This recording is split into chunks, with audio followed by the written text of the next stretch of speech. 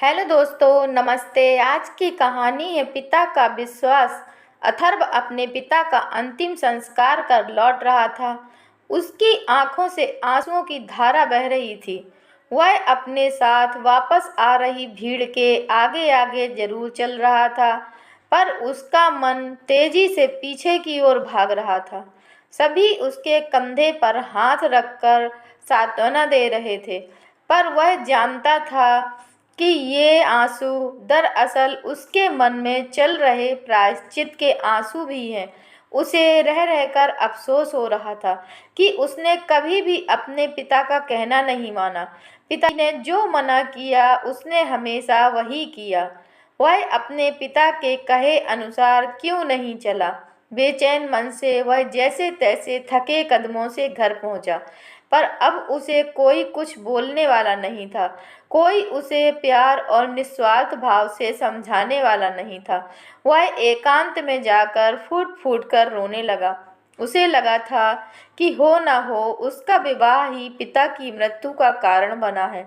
1 महीने पहले ही तो उसने मंदिर में शादी की थी। अथर्व चित्रा से प्यार करता था और वह दूसरी जाति की थी, इसलिए उसने अपने पिता को बिना बताए ही मंदिर में शादी कर ली थी। एक बार भी पिताजी का आशीर्वाद लेना उसने उचित नहीं समझा और शहर से बाहर चला गया, बिना यह सोचे कि उसके बगैर माता पिता का क्या हाल होगा। कैसा डर था यह, जिसने कि उसे अपने पिता का सामना भी नहीं करने दिया। काश वह एक बार तो अपने मन की बात पिता से कहता। पिताजी तो उससे कितना प्यार करते थे, और माँ से ही तो बता देता। पिताजी उसकी शादी उसकी पसंद की लड़की से जरूर करा देते। वे तो जात पात मानते ही नहीं थे। क्या वे अपने इकलौते पुत्र की भी बात नहीं मानते? जरूर मानते। उसने ही गलती की है, जिसकी इतनी बड़ी सजा उसे मिली है। अब वह माफ़ी मांगे तो किससे मांगे? क्या समय लौट कर आ सकता है? तभी उसकी पत्नी चित्रा की मार्मिक आवाज़ से अथर्व की तंद्रा टूटी। वह कह रही थी कि आपने आप को संभालो अथर्व, अब माँ जी को देखो। उनका रो रो कर बुरा हाल हो रहा है, बार बार बेहोश हो रही हैं। मैंने डॉक्टर साहब को फ़ोन कर दिया है, वे आते ही होंगे। अब चलो भी। कब तक माँ का सामना नहीं करोगे? माँ ने हमें माफ़ कर दिया है, मुझे बेटी कहकर गले लगाया। अब से मैं ही उनकी देखभाल अच्छी तरह से करूँगी। आप जरा भी चिंता ना करें और माँ से जाकर मिल लें। चित्रा की बातों से अथर्व थोड़ा संभला।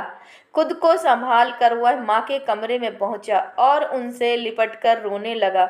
चौथे दिन अथर्व ने जब पिताजी की अलमारी खोली तो उसमें से एक खत मिला, जिसके ऊपर लिखा था, प्रिय बेटे अथर्व। थरथराते हाथों से अथर्व ने चिट्ठी खोली। लिखा था, तुम इतने बड़े कब से हो गए कि अपने जीवन का निर्णय खुद कर लिया, मुझे बताया भी नहीं।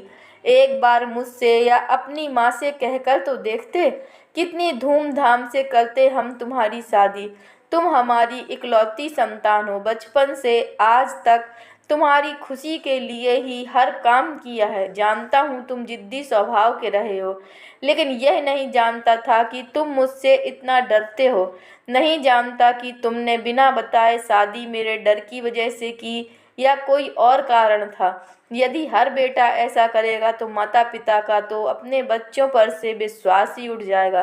खैर, जो हुआ सो हुआ। जब भी घर लौटो इस विश्वास से लौटना कि यह घर तुम्हारा है, हम तुम्हारे हैं। अंत में लिखा था, काश तुम मेरे जीते जी लौट आओ।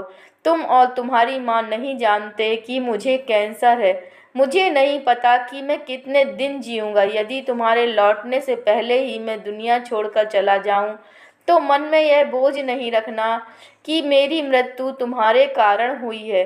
बहू को मेरा आशीर्वाद देना, अपनी माँ का ख्याल रखोगे, इतना मुझे तुम पर विश्वास है।